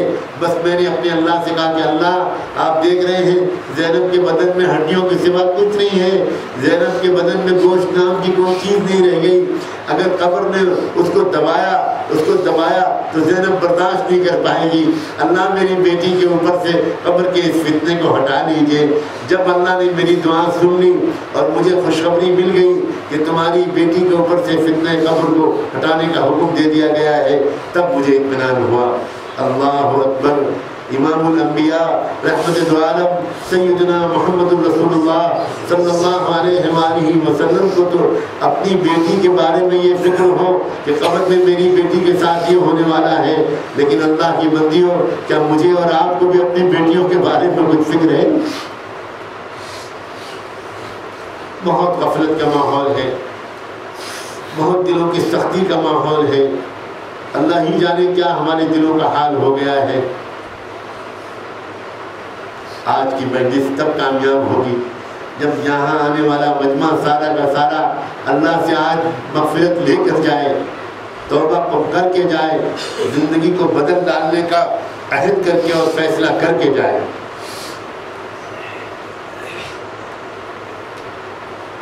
آج امت کو بڑی سخت ضرورت ہے پاک دامن بچیوں کی، نیک عورتوں کی، وفادار بیویوں کی، شفقت اور پیار کرنے والی ماؤں کی، قابل اعتماد بہنوں کی، اور عصمت معاب پاک دامن بچیوں کی سخت ضرورت۔ اور اس لیے بھی ضرورت ہے کہ آج بچوں کی تربیت کا مسئلہ بڑا سنگین ہو رہا ہے۔ ماں اگر نیک ہوگی، ماں اگر اللہ والی ہوگی، ماں اگر علم اور ذکر والی ہوگی، ماں اگر نماز جی لگا کر پڑھے گی، ماں کو اگر دین کے اجڑنے اور دین کے زندہ ہونے کی فکر ہوگی تو انشاءاللہ اولاد کے اندر بھی یہ چیزیں منتقل ہوگی۔ اور ماں اگر غفلت والی ہوگی، ماں اگر گناہوں والی ہوگی تو اولاد اس سے بھی زیادہ خراب پیدا ہوگی۔ آپ نے نام سنا ہوگا حضرت خواجہ غریب نواز حضرت خواجہ معین الدین چشتی رحمۃ اللہ علیہ کا، اللہ ان کے درجے بلند فرمائے، اللہ ان کے رتبے بلند فرمائے، اللہ ہمیں اپنے نیک بندوں کی محبت نصیب فرمائے اور ان سے استفادے کا طریقہ سکھائے۔ حضرت خواجہ معین الدین چشتی رحمۃ اللہ علیہ کا ایک واقعہ ہے، وہ ایک لمبے سفر سے واپس آئے، بہت لمبے سفر سے واپس آئے، واپس جب گھر پہنچے تو سنت کے مطابق سب سے پہلے اپنی ماں کے پاس گئے۔ ہر ادا اسلام کی کتنی پیاری ہے۔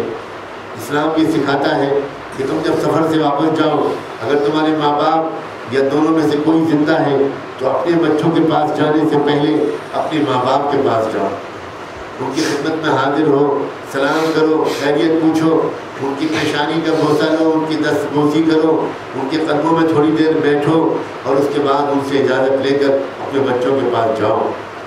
حضرت خواجہ معین الدین چشتی کی ماں حیات تھی، وہ واپس آئے اس سفر سے تو پہلے اپنی ماں کی خدمت میں حاضر ہوئے، آ کر سلام کیا، ہاتھ چوما، پیشانی کا بوسہ لیا، خیریت پوچھی، تھوڑی دیر بیٹھے رہے۔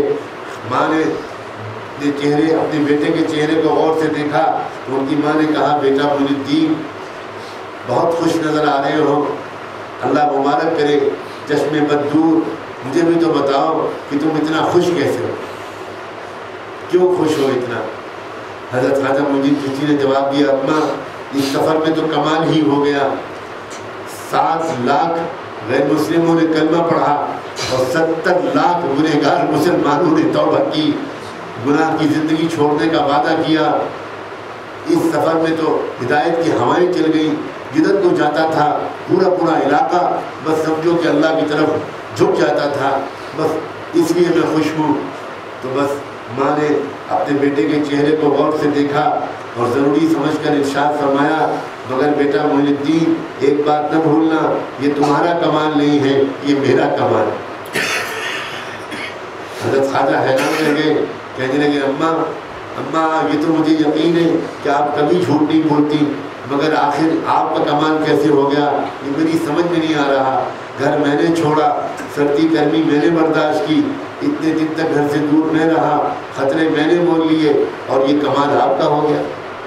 ذرا کچھ سمجھا دیجیے ماں، سمجھا دیجیے، آپ کا ناسمجھ بیٹا ہے، نہیں سمجھ پا رہا۔ ماں نے کہا، بیٹھ جا بیٹا بیٹھ جا۔ وہ پھر جا نماز پر بیٹھ گئے اور کہا، ایک بات سن معین الدین غور سے، جب میں تجھے دودھ پلاتی تھی تو تم ہر دفعہ دودھ پلانے سے پہلے میں تازہ وضو کر کے اللہ سے دعا مانگتی تھی، اللہ میرے دودھ کے ہر قطرے کے ساتھ میرے بچے کے سینے میں ولایت کا نور اتار دے۔ اب بتا، بس حضرت خواجہ معین الدین چشتی اپنی ماں کے قدموں پہ جھک گئے اور قدموں کو چھوما، کہا، ماں میں مان گیا، سمجھ گیا، یہ کمال میرا نہیں ہے، آپ کا۔ اے اللہ کی بندیوں، اے اللہ کی بندیوں، کیوں نہیں ایسی مائیں بننے کا فیصلہ کرتی ہو؟ کیوں نہیں طے کرتی ہو کہ ہم بھی ایسی نیک بنیں گے کہ ہماری اولادیں بھی اللہ والے بنے، علماء بنے، محدثین بنے، فقہاء بنے، یا جو پروفیشنل بھی بنے، پاک دامن بنے، تقوی و بستانی امت کے علماء اور اولیاء اللہ میں بہت بلند مقام رکھتے تھے۔ یہاں تک کہ علماء نے ان کے بارے میں، بعض علماء نے لکھا ہے کہ جو مقام جبریل امین کا فرشتوں میں ہے، وہی مقام بایزید بسطامی کا اولیاء اللہ ہے۔ یا آخر بایزید بسطامی اس مقام تک کیسے پہنچے تھے، کیسے اتنے بڑے مقام تک پہنچے؟ یہ دراصل ان کی ماں کا کارنامہ تھا۔ ان کی ماں بیوہ ہو گئی تھی، یہ بچپن میں یتیم ہو گئے تھے۔ ان کی ماں بیوہ ہو جانے کی وجہ سے دوسروں کے گھروں میں کام کاج کر کے اپنا اور اپنے یتیم بچے کا پیٹ پالنے لگی تھی۔ جب بچہ بڑا ہونے لگا، گلیوں میں کھیلنے لگا، تو ماں کو فکر نے ستانا شروع کیا، اب بچہ بڑا ہو رہا ہے، گلیوں میں کھیلنے لگا، کہیں غلط بچوں کا ساتھ ہو گیا تو میرا بچہ بگڑ جائے گا۔ میری تمنا تو یہ ہے کہ میرا بچہ اللہ کا ولی بنے، اللہ کے دین کا خادم بنے، اور میرے مرحوم شوہر کی بھی یہی تمنا تھی۔ میں کیا کروں؟ لوگوں سے پوچھنا شروع کیا۔ لوگوں نے مشورہ دیا کہ شہر کے کنارے ایک مدرسے میں ایک بزرگ ہیں اللہ والے، ان کے ہاں جو بچے رہتے ہیں وہ ان کی بہترین تربیت کرتے ہیں اور وہ بچے بہت نیک بن جاتے ہیں۔ بس ماں نے پتہ پوچھتے پوچھتے ماں ان مدرسے پہنچ گئی، ان بزرگ کے پاس حاضر ہوئی، سلام کیا، تعارف کرایا، حضرت میں غریب بیوہ عورت ہوں، یہ میرا یتیم بچہ ہے، بڑا ہو گیا ہے، گلیوں میں کھیلنے لگا، میں ڈرتی ہوں بگڑ نہ جائے۔ لوگوں سے پوچھا، لوگوں نے آپ کے مدرسے کا پتہ بتایا ہے، آپ کا ذکر کیا ہے، آپ کی خدمت میں لے کر آئی ہوں، میرے بچے کو رکھ لیجئے، اس کو نیک بنا دیجئے، اس کو صالح بنا دیجئے، اس کو اللہ کا ولی بنا دیجئے۔ بہت متاثر ہوئے وہ بزرگ، کہنے لگے چھوڑ جاؤ، جو مجھ سے ہو سکے گا میں کروں گا۔ جاتے جاتے اس عورت نے ایک درخواست اور کی، کہا حضرت یہ پہلی بار اپنی ماں کی گود سے نکل رہا ہے، اس کو میری یاد بہت ستائے گی، یہ آپ سے چھٹی مانگے گا میرے پاس آنے کے لیے۔ میری گزارش آپ سے یہ ہے کہ آپ اس کو چھٹی نہیں دیجیے گا، آپ تو اس کو میرے پاس تب ہی بھیجیے گا جب یہ اللہ کا ولی بن جائے۔ بہت متاثر ہوئے، اور زیادہ متاثر ہوئے وہ بزرگ اس عورت کی اس بات کو سن کر، کہنے لگے جاؤ بہن جاؤ، دعاؤں سے میری مدد کرنا، مجھ سے جو ہو سکے گا میں تمہارے بچے کی تعلیم و تربیت کے لیے کروں گا۔ وہ اللہ کی بندی اپنے بچے کو اس بزرگ کے حوالے کر کے چلی آئی۔ ادھر بچے نے کی تعلیم و سلسلہ شروع ہو گیا، کئی مہینے گزرے، بچہ بے چین ہو، بے قرار ہو گیا، پھر اس سے رہا نہ گیا۔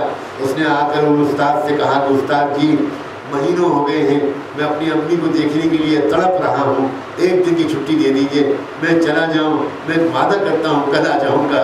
اب استاد بڑے پریشان ہوئے، ماں سے وعدہ کر چکے تھے کہ نہیں بھیجیں گے اس کو، اب اگر وہ بچے کو بھیجتے ہیں تو ماں سے کیا ہوا وعدہ ٹوٹتا ہے، اور بچے کو منع کرتے ہیں تو معصوم بچے کا دل ٹوٹتا ہے۔ کریں تو کیا کریں؟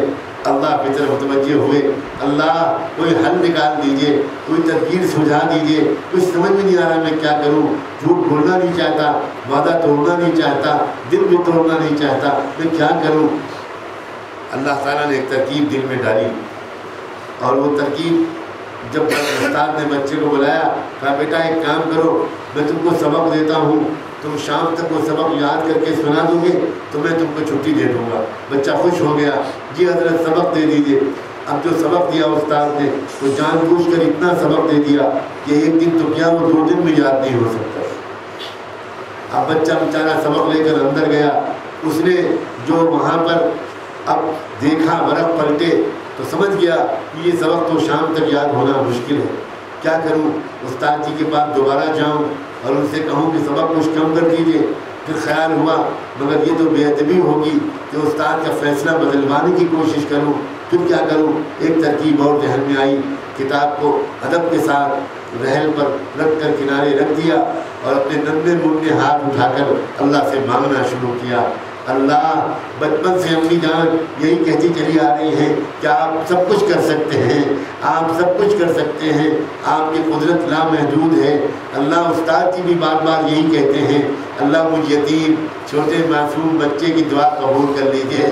اللہ، آپ جانتے ہیں مجھے اپنی ماں کے پاس جانے کے لیے میں کتنا تڑپ رہا ہوں۔ روزانہ رات میں جب میں سلاتے ہیں استاد جی مجھے، تو میں ظاہر تو یہ کرتا ہوں کہ میں سو گیا، استاد جی سمجھتے ہیں کہ میں سو گیا، حالانکہ میں بہت دیر تک تکیے میں منہ چھپا کر اپنی امی کی یاد میں روتا رہتا ہوں۔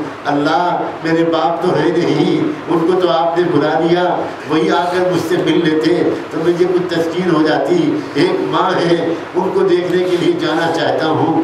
استاد نے اتنا بہت سا سبق دے دیا ہے، آپ کی قدرت کا واسطہ، آپ کی رحمت کا واسطہ، اپنی یتیمی کا واسطہ، آپ شام تک مجھ کو یہ سبق یاد کروا دیجئے تاکہ استاد جی مجھے چھٹی دے دیں۔ دعا مانگنے کے بعد بچے نے سبق یاد کرنا شروع کیا، اللہ پر بھروسہ کر کے سبق یاد کرنا شروع کیا تو اللہ نے اس بچے کی مدد فرمائی، شام تک پورا سبق یاد ہو گیا۔ اب بچہ آیا استاد کے پاس، کہا استاد جی سبق سن لیجئے۔ استاد کو یقین تھا کہ یہ سبق تو سنا ہی نہیں سکتا۔ تب پھر استاد نے جب بچے نے کہا کہ نہیں حضرت آپ سبق سن تو لیجئے، استاد نے سبق سننا شروع کیا اور یہ سن کے دیکھ کر حیران رہ گئے استاد کہ بچے نے پورا سبق اس طرح سنا دیا کہ نہ کہیں بھولا نہ کہیں اٹکا۔ استاد سمجھ گئے اس بچے کے ساتھ اللہ کا معاملہ کچھ اور ہے۔ اب مجبور تھے، وعدہ کر چکے تھے، چھٹی دے دی اور کہا جاؤ بیٹا کل آ جانا۔ بچہ خوش ہو گیا، استاد جی کے ہاتھ چومے اور کھیلتا کودتا نکلا، استاد جی کے ہاتھ چوم کر نکلا، گھر کی طرف روانہ ہوا، راستے پر اچھلتا کودتا خوشیاں مناتا گیت گاتا ہوا گیا، خیالوں میں ڈوب گیا۔ اب میں جاؤں گا، ایسے پکاروں گا، امی آئیں گی، چھپ جاؤں گا، پھر امی مجھے ڈھونڈے گی، میں پیچھے سے آ کے تھوڑی دیر کے بعد امی سے لپٹ جاؤں گا، اور پھر اس کے بعد امی کی خوشبو آئے گی، امی مجھے گرم گرم کھانا کھلائے گی، پھر امی سے لپٹ کے سو جاؤں گا، کتنے دن کے بعد مزہ آئے گا۔ انہی خیالوں میں گم بچہ اپنے گھر کی طرف روانہ ہوا۔ گھر پہنچا تو گھر بند تھا، دروازہ بند تھا، ماں گھر میں اکیلی تھی۔ پکارا امی، کوئی جواب نہیں ملا، پھر پکارا کوئی جواب نہیں ملا، پھر تیسری بار پکارا امی جان دروازہ کھولیے، تو اندر سے جواب آیا من دق الباب، کون ہے دروازے پر؟ بچے نے کہا امی میں آپ کا بایزید ہوں، دروازہ کھولیے، تو اندر سے جواب آیا کون بایزید؟ یہ والا میرا بایزید نہیں ہو سکتا، میرا بایزید تو تب آئے گا جب وہ اللہ کا ولی بن جائے گا، میں تو استاد سے وعدہ لے کر آئی تھی، یہ والا میرا بایزید نہیں ہو سکتا۔ بچہ سمجھ گیا امی نہیں چاہتی کہ میں امی گھر میں جاؤں، میرا دھیان بڑھ جائے گا، میں وہ نہیں بن پاؤں گا جو وہ مجھے بنانا چاہتی ہیں۔ وہیں پر کھڑا بہت دیر روتا رہا، اس کے بعد واپس آ گیا تھا ہنستا کھیلتا اچھلتا کودتا، واپس آیا روتا ہوا بوجھل قدموں سے مدرسے پہنچا، استاد کے پاس حاضر ہوا، سلام کیا۔ استاد نے آواز سن کی، حیرت سے دیکھا، بیٹے تم کیسے واپس آ گئے، کیا ہوا؟ اب تو بچے نے اپنی کہانی سنانے کے لیے چہرے کو ذرا اونچا کیا، تب نظر آیا کہ چہرہ آنسوؤں سے تر ہے، آنکھیں لال ہیں۔ استاد کو پیار آ گیا، بچے کو جلدی سے اٹھا کے گود میں لیا، اپنے عمامے کے کونے سے بچے کی آنکھیں پوچھی، بچے کا چہرہ صاف کیا۔ بیٹا کیا بات ہوئی، جلدی بتاؤ، خیریت تو ہے؟ بچے نے پوری داستان سنائی۔ آپ نے چھٹی دے دی تھی، میں ہنستا کھیلتا گھر پہنچا، دروازہ بند تھا، پکارا، کئی بار پکارا، جواب ملا کون ہے دروازے پر؟ میں نے کہا امی میں آپ کا باعزید ہوں، تو اندر سے جواب آیا کون باعزید؟ میرا والا باعزید یہ نہیں ہو سکتا، وہ تو تب آئے گا جب وہ اللہ کا ولی بن جائے گا، یہ والا میرا باعزید نہیں ہو سکتا۔ میں سمجھ گیا، وہیں پر کھڑا روتا رہا اور کافی دیر کے بعد واپس آ گیا۔ استاد نے کہا بیٹے ایک بات بتاؤ، تم اپنی ماں سے ناراض ہو کر تو نہیں آئے ہو؟ بچے نے کہا استاد جی میرا دل رویا بہت ہے، میری آنکھیں بہی بہت ہیں، مگر میں اپنی ماں سے ناراض نہیں ہوا ہوں۔ میں سمجھ گیا کہ وہ میرا بھلا چاہتی ہے، وہ میرا بھلا چاہتی ہیں۔ اب تو استاد جی میں ہزار کچھ خوشامد کروں، آپ مجھے چھٹی مت دیجیے گا، آپ مجھے جانے مت دیجیے گا، مگر حضرت ایک دعا کیجیے میری اماں کی صحت اچھی رہے، ان کی عمر دراز ہو، ایسا نہ ہو کہ ان کے سائے سے بھی میں محروم ہو جاؤں، باپ کے سائے سے تو محروم ہو چکا۔ وہ اتنی تو دعا کر دیجئے کہ میں وہ بن جاؤں جو وہ مجھے بنانا چاہتی ہے، اور مجھے وہ بنا ہوا دیکھ لیں، ان کی آنکھیں تو ٹھنڈی ہو جائیں۔ استاد نے کہا بیٹا میں تمہارے لیے اور تمہاری ماں کے لیے ضرور دعا کروں گا۔ اب پھر سے اس بچے کی تعلیم و تربیت کا سلسلہ شروع ہو گیا۔ اے اللہ کی بندیوں، اے میری عزیز بچیوں، اے میری عزیز بہنوں، جن کے کانوں سے سنو 16 سال تک وہ بچہ اپنی ماں کے پاس نہیں گیا، 16 سال تک وہ بچہ اپنی ماں کے پاس نہیں گیا، اور 16 سال کے بعد ایک رات میں وہ مبارک گھڑی آئی جب رحمت دو عالم صلی اللہ علیہ وآلہ وسلم کی زیارت ان استاد کو نصیب ہوئی، ان استاد کو بشارت ہوئی۔ حضور نے فرمایا یہ جو نوجوان تمہارے پاس زیر تربیت ہے، اس کی تربیت مکمل ہو گئی، اس کو ولایت کبریٰ کا جھنڈا دے دیا گیا، اس سے پوری دنیا میں دین کا کام کیا جائے گا۔ اللہ کی طرف سے یہ فیصلہ ہو گیا، اس کی ماں کی دعائیں قبول ہو گئی، اس کے باپ کی دعائیں قبول ہو گئی، اس کی قربانی رنگ لائی، اب اس کو روانہ کر دو۔ استاد جلدی سے اٹھے اندر گئے، جا کر دیکھا تو نوجوان تہجد پڑھ رہا تھا، پیچھے بیٹھ گئے انتظار میں۔ جب سلام پھیرا تو استاد نے پکارا بیٹا ادھر آؤ۔ نوجوان جلدی سے استاد کے پاس پہنچا، استاد نے کلیجے سے لگا لیا، پیشانی کو چھوما، اپنا امامہ اتار کر اس کے سر پر رکھ دیا۔ بیٹا مبارک ہو، تمہاری ماں کی زندگی بھر کی قربانی رنگ لائی، تمہاری قربانی رنگ لائی، تمہارے مرحوم باپ کی تمنا پوری ہوئی، تمہاری تربیت مکمل ہو گئی۔ اب جاؤ، اب تم سے اللہ کے بندوں کو فیض پہنچے گا، اب جو تم کو دیکھ لے گا بدل جائے گا۔ اب جاؤ بیٹا جاؤ، اب یہاں رہنے کی ضرورت ختم ہو گئی۔ بچے نے استاد کے ہاتھ چومے، دعائیں لی اور پھر روانہ ہوا۔ وہی راستہ تھا، اسی راستے پر پھر روانہ ہوا، وہی گھر اور وہی گھر کا دروازہ، آج بھی دروازہ بند تھا۔ لیکن آج جب نئی بات یہ ہوئی کہ جیسے ہی اس نے پکارا امی، تو فوراً امی دوڑتی ہوئی آئی، دروازہ کھول دیا اور سامنے دیکھا کہ نوجوان سنت کے لباس میں ملبوس، تقوی اس کی پیشانی سے پھوٹتا ہوا سامنے کھڑا تھا۔ آ گیا میرا لال، آ گیا میرا بیٹا، کب سے تیری انتظار میں تھی۔ بیٹا ماں کے قدموں پر گرنے لگا۔ ماں نے جلدی سے اس نوجوان کو تھاما، اپنے کلیجے سے لگا کر گھر میں لائی اور لا کر کہا بیٹا تھوڑی دیر بیٹھ، میں ابھی تجھے گرم گرم کھانا کھلاؤں گی، مگر میں پہلے اپنے اللہ کا شکر تو ادا کر لوں۔ پھر اس نے پھٹا پرانا بوریا بچھایا، 2 رکعت نماز کی نیت باندھی. نماز کے بعد اس نے کہا اللہ اللہ آپ کا ہزار شکر ہے, کروڑ بار شکر ہے, آپ نے وہ دن دکھا دیا جس دن کے دیکھنے کے لیے میری آنکھیں ترستی تھی. اللہ اب مجھے دنیا میں جینے کی تمنا نہیں ہے, میں جو آپ سے زندگی مانگتی تھی وہ یہی منظر دیکھنے کے لیے مانگتی تھی. اب جب آپ چاہیں ایمان کے ساتھ مجھے اپنے پاس بلا لیں. سلام ہو بایزید پر, سلام ہو بایزید کی اس بیوہ ماں پر, سلام ہو بایزید کے عظیم باپ پر, سلام ہو بایزید کے استاد پر, سلام ہو بایزید کی قسمت پر, سلام ہو اس توفیق پر جس توفیق نے اس گھرانے کو نہال کر دیا. اے اللہ کی بندیوں, اے اللہ کی بندیوں, سوچو ذرا تم بھی تو ایسی بن سکتی ہو. کاش مجھے ہمت ہوتی, میں پوری امت کی طرف سے آج آپ سے ہاتھ جوڑ کر کہتا اس امت پر رحم کھاؤ, اس معاشرے پر رحم کھاؤ. اس معاشرے کو ناچنے گانے والوں کی ضرورت نہیں ہے, اس معاشرے کو بایزید بستانی کی ضرورت ہے, جنید بغدادی کی ضرورت ہے, شبلی کی ضرورت ہے, حضرت مولانا نیاز کی ضرورت ہے, حضرت مولانا یوسف کی ضرورت ہے, حضرت شیخ حدیث مولانا زکریا کی ضرورت ہے. اس معاشرے کو امام بخاری کی ضرورت ہے, ابو حنیفہ اور شافعی کی ضرورت ہے, صلاح الدین ایوبی کی ضرورت ہے. اور اے جموں کی عورتوں, تم اس معاشرے کو یہ بیٹے دے سکتی ہو, تم تربیت کر سکتی ہو, تم اپنے پیٹ میں پالتی ہو بچے کو. پہلے اگر تم اس زمانے میں جب بچہ ماں کے پیٹ میں ہوتا ہے, اگر تم زیادہ سے زیادہ اللہ کا ذکر کرو, زیادہ سے زیادہ قرآن پڑھو, زیادہ سے زیادہ اللہ سے دعائیں مانگو, تو دیکھنا بچہ نیک پیدا ہوگا.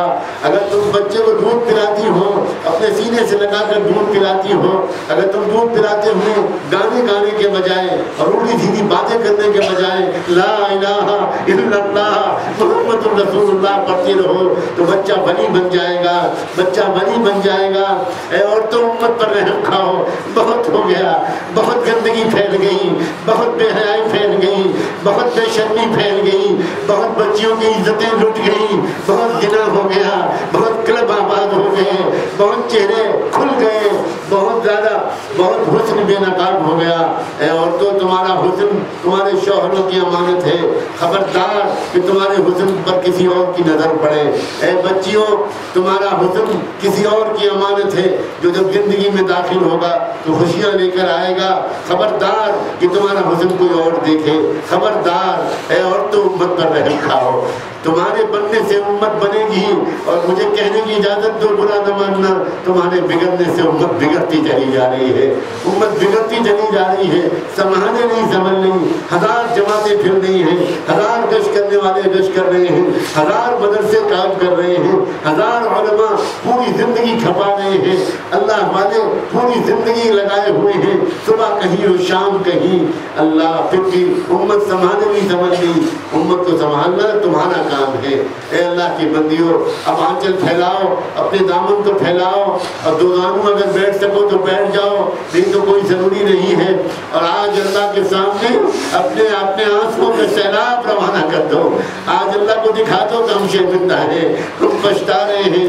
اور سن لو غور سے, ایک بچہ جب اپنی ماں کو پکارتا ہے امی امی امی امی, تو اس کی پرواہ نہیں کرتا کہ خالہ جان کیا کہیں گی اور پھپھو کیا کہیں گی اور باجی کیا کہیں گی. آج ہم بھی اور تم بھی اللہ کو ایسے پکارے کہ بھول جائیں کہ کوئی کیا کہے گا, کوئی کیا کہے گا. دل کی گہرائیوں سے اللہ کو پکارو, دل کی گہرائیوں سے اللہ کو پکارو. شاید اللہ تعالیٰ آج تمہارے آمین کے تو فعل ہم سب کی بھی مغفرت فرما دے.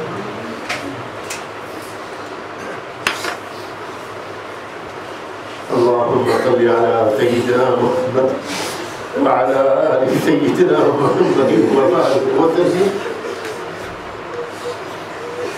اللهم صل على سيدنا مولانا محمد معدن الجود والكرم وعلى آله وصحبه وبارك وسلم.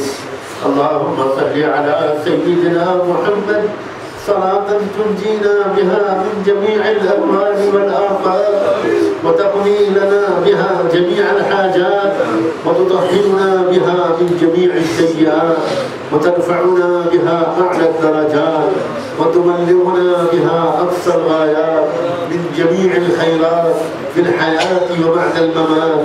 إنك على كل شيء قدير, إنك على كل شيء قدير.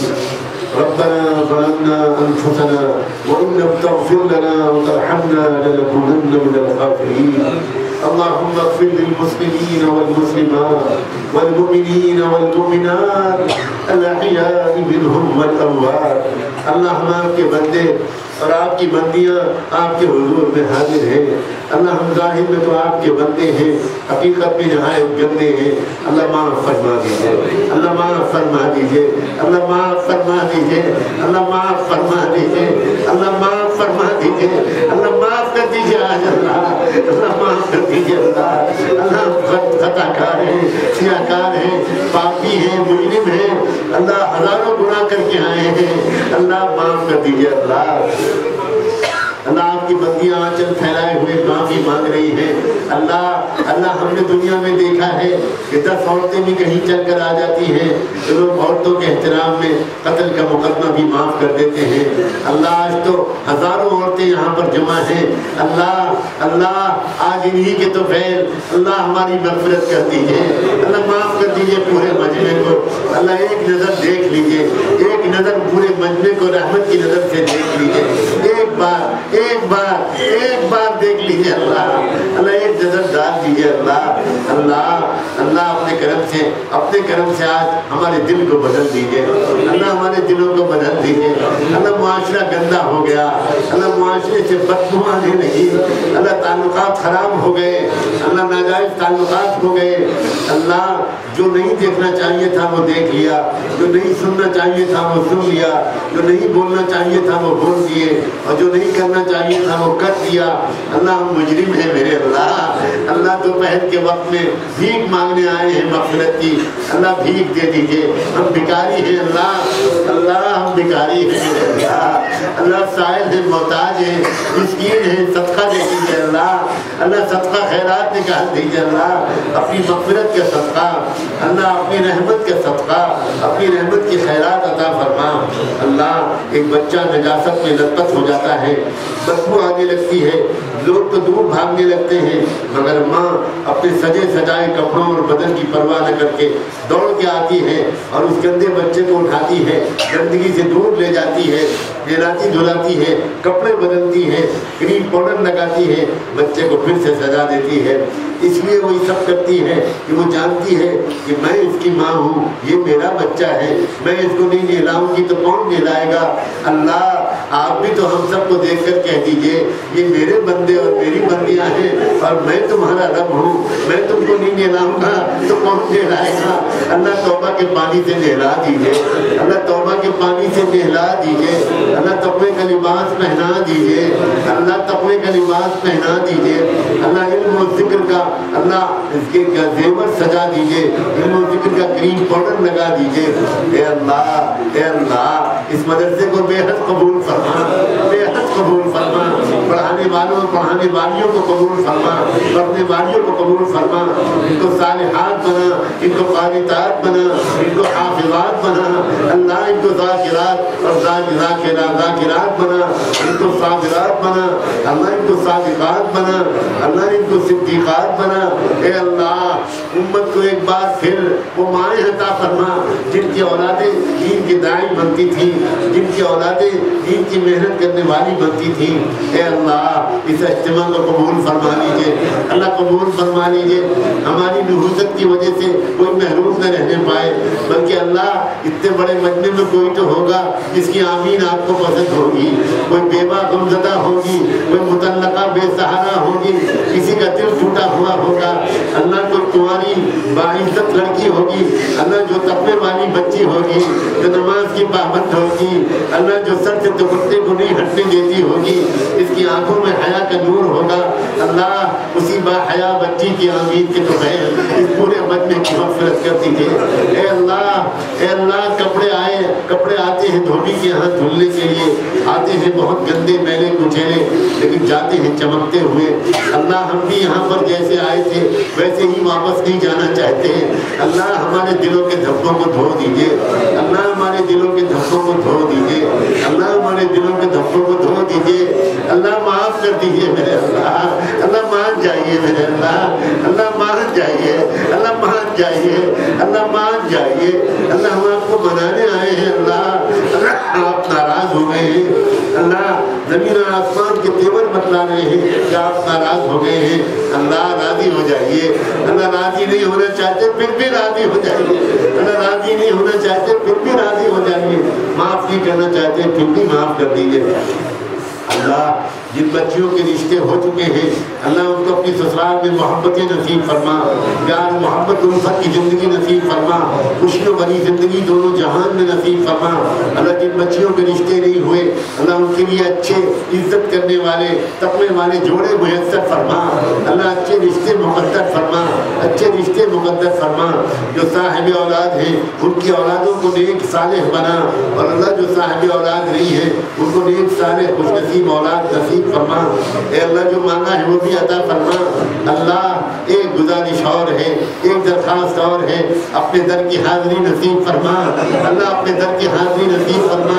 کب وہ وقت آئے گا کہ ہم بھی احرام باندھیں گے، ہم بھی لبیک اللہم لبیک پڑھیں گے، ہم بھی سوار ہوں گے، ہم بھی اس ارض پاک میں جا کر پر سجدے کریں گے۔ اللہ کتنا جی چاہتا ہے بیت اللہ کو دیکھنے کا، اللہ کتنا جی چاہتا ہے حجر اسود کو چھونے کا، اللہ کتنا جی چاہتا ہے مقام ابراہیم کو دیکھنے کا، اللہ کتنا جی چاہتا ہے صفا مروہ کے چکر لگانے کا، کتنا جی چاہتا ہے عرفات و مروہ حاضری کا۔ اللہ آپ تو امیروں کے رب تو نہیں ہیں، آپ غریبوں کے بھی تو رب ہیں۔ اللہ بڑھا دیجیے۔ اللہ کتنا جی چاہتا ہے گنبد خضرا کی زیارت کا، کتنا جی چاہتا ہے کہ ہم کے روزے ادھر کے آجاریوں کے پاس اور قدمِ شریفین کے پاس حاضر ہوں، سر جھکا کر شرمندگی کے آنسو پیش کریں، کہیں اللہ کے رسول معاف کر دیجئے، معاف کر دیجئے، معاف کر دیجئے، معاف کر دیجئے، معاف کر دیجئے۔ آپ کی امت نے آپ کو تکلیف پہنچائی،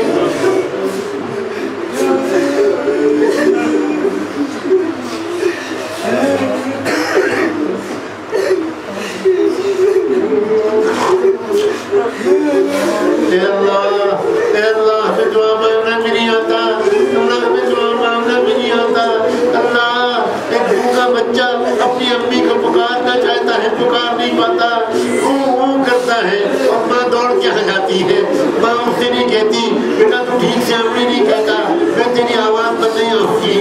اللہ اللہ اللہ ہماری دعاؤں کو بھی اس بھوکے کی پکار سمجھ لیجیے، اس بھوکے کی پکار سمجھ لیجیے۔ آپ ماں سے زیادہ پیار کرتے ہیں، اللہ اگر ماں وہ کرنے والے بچے پر زیادہ دھیان دیتی ہے تو ہماری دعاؤں کو بھی قبول کر لیجیے میرے اللہ۔ مغفرت کر دیجیے، معاف کر دیجیے، دل بدل دیجیے، دل بدل دیجیے، دل بدل دیجیے، زندگی بدل دیجیے، اخلاق سنوار دیجیے۔ اے اللہ جو مانگا ہے وہ بھی عطا فرما، جو نہیں مانگ سکے وہ بھی عطا فرما۔ اللہ رحمت دو عالم صلی اللہ علیہ وآلہ وسلم کی خدمت اقدس میں ہم سب کی طرف سے محبت و شرمندگی بھرا درود و سلام بھجوا دیجیے ان پر اور ان کی آل پر، ان پر اور ان کے اہل بیت پر، صحابہ اور صحابیات پر، ازواج مطہرات پر، ذریت طیبہ پر اور ان کے نقش قدم پر چلنے والے تمام صالحین و صالحات، تمام اولیاء اللہ بزرگان دین پر اور اسی راستے پر جینے اور مرنے کی ہم سب کو توفیق عطا فرما۔ وصلی اللہ تعالی علی خیر خلقہ سیدنا محمد وعلى آلہ وصحبہ اجمعین برحمتک یا ارحم الراحمین۔ اقوام جہاں میں ہے رقابت تو اسی سے، تسخیر ہے مقصود تجارت تو اسی سے، خالی ہے صداقت سے سیاست تو اسی سے، کمزور کا گھر ہوتا ہے غارت تو اسی سے، اقوام میں مخلوق خدا بٹتی ہے اس سے، قومیت اسلام کی جڑ کٹتی ہے اس سے۔